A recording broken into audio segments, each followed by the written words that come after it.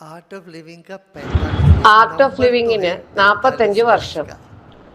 ഇത് വെറും ഒരു मगर നമ്പർ ये सदियों മാത്രമാണ്. पुराना ഈ ज्ञान है। ജ്ഞാനം നൂറ്റാണ്ടുകൾ പഴക്കമുള്ളതാണ്, വളരെ ना हम പുരാതനമാണ്. 70 के हुए എനിക്ക് हैं 70 വയസ്സായിട്ടില്ല. ना എന്നെ കണ്ടാലും തോന്നില്ലല്ലോ. നിങ്ങൾ എനിക്ക് मैं 7000 रखते हैं। വർഷമായി എന്ന് പറഞ്ഞാൽ ഞാൻ സമ്മതിക്കാം. तुम കേൾക്കൂ കേൾക്കൂ, 7000 ഇത് बोलोगे तो ഞാൻ ठीक है, മാത്രമല്ല, मान जाऊंगा। നിങ്ങളും. നമ്മുടെ ആത്മാവ് അനശ്വരമാണ്. सुनो നമ്മൾ सुनो, ഈ सिर्फ मैं ഭൂമിയിൽ ही नहीं हूँ, എത്രയോ तुम भी। ജന്മം എടുത്തിട്ടുണ്ട്. हम ഇവിടെ എന്തിനാ हम വന്നിരിക്കുന്നത്? सबकी जो രണ്ട് आत्मा കാര്യങ്ങൾക്കായി. अनादि है, अनंत है, वहाँ ആത്മജ്ഞാനം कितने सारे ആർജിക്കാനും जन्म हम लेके आए हैं ദിവ്യമായ इस धरती സ്നേഹം पे।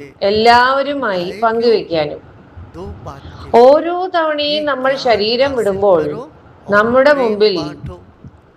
ഈ हर രണ്ട് बार हम കാര്യങ്ങൾ शरीर വരുന്നു. छोड़ते वक्त दो बात നിങ്ങൾ आती है सामने। എത്ര ജ്ഞാനം तुमने ആർജിച്ചു, कितना ज्ञान अर्जन किया എത്ര പേർക്ക് और ആ कितना ദിവ്യമായ प्रेम तुमने സ്നേഹം बांटा। പങ്കുവച്ചു.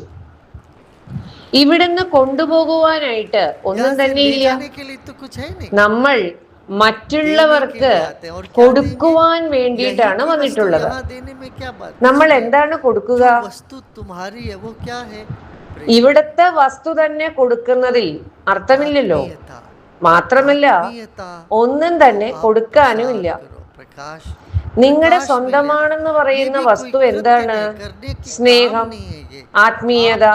जैसे अपने आप ആത്മീയതയെ में हो जाते, പ്രകാശിപ്പിക്കൂ.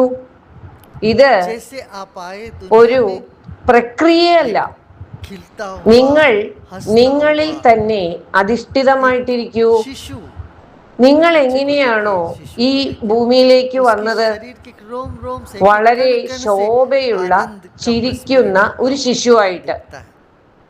ഒരു ऐसे ശിശുവിനെ आए ശ്രദ്ധിച്ചാൽ we came ആ into the ശിശുവിന്റെ world as a ശരീരത്തിന്റെ bundle of ഓരോ joy. ഭാഗത്ത് നിന്നും And we ആനന്ദം become so much ഒഴുകി like a വരുന്നത് bundle കാണാൻ of സാധിക്കും. stress.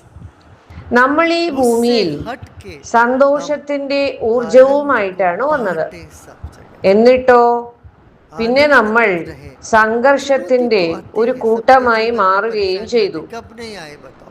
ഇതിൽ നിന്നും പുറത്തു വന്ന് ആനന്ദത്തെ എല്ലായിടത്തും ശോഭിപ്പിക്കൂ.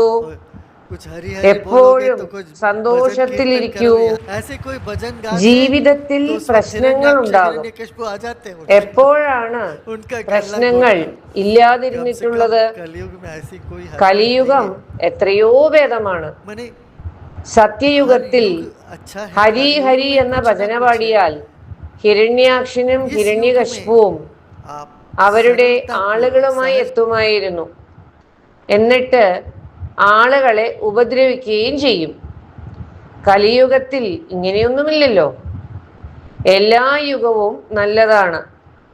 എല്ലാ യുഗത്തിലും അതിൻ്റെതായിട്ടുള്ള ചേഷ്ടകൾ ഉണ്ടാകും.